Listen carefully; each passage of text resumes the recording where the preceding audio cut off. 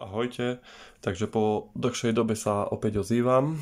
Akože ja som veci nakupoval, len mali sme prírastok do rodiny, prišiel skôr, takže dáko nebolo času na videa otváranie pošty. Takže si to ideme ukázať.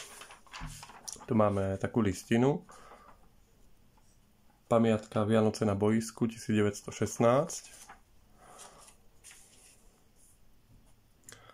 Tu máme druhú listinu.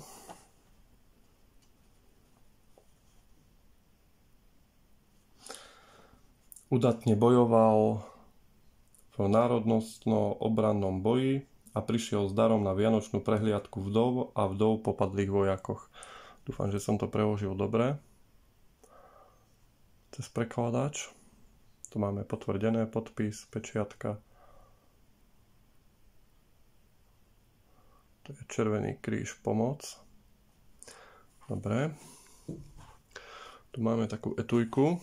Neviem, či sa takéto udeľovali. Či to je taká náhradná. Klasické vyznamenanie Derta Fairgate. Ale v tejto krabičke som to zohnal. Neviem, to mi poradte, či proste sa to takto udeľovalo. Akože krabička vyzerá staro. Len či sa aj tieto takto používali. Tu máme toto vyznamenanie, Červený kríž. V krabičke. Stuha je taká zvláštna na dotyk. Taký hebký materiál.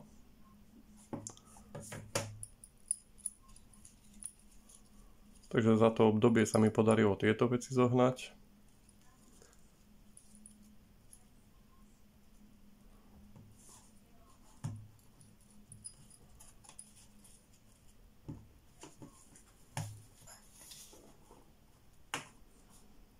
Tu máme jablčko, kokardu IFE.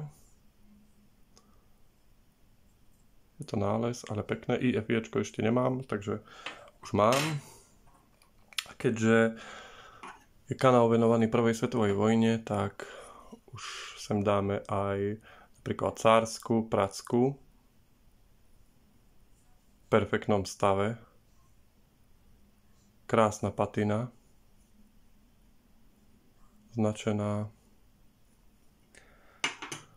Ďalej tu máme cárske blomby. Údajne mali byť na bedničkách od nábojov.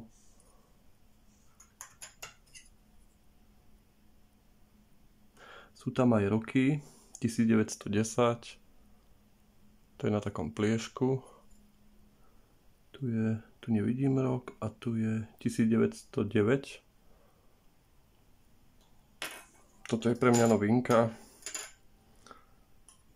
Tu máme ďalší ručný granát.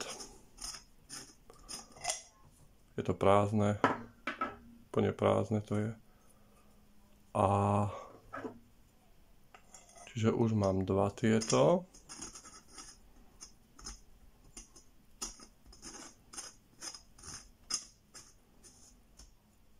A sú rovnaké, lebo tu mám ten druhý na porovnanie, takže sú rovnaké.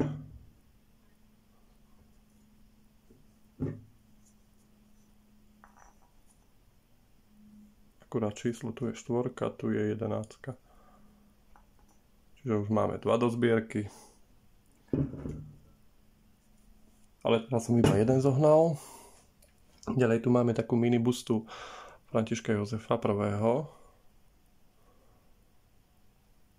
Je to také pekné. Zapasuje k ostatným. Takže takto.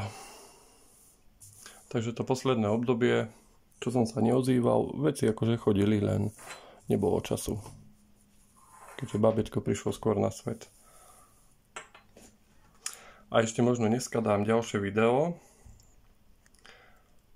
Jedna pošta výmena, takže ešte možno dneska to pridám.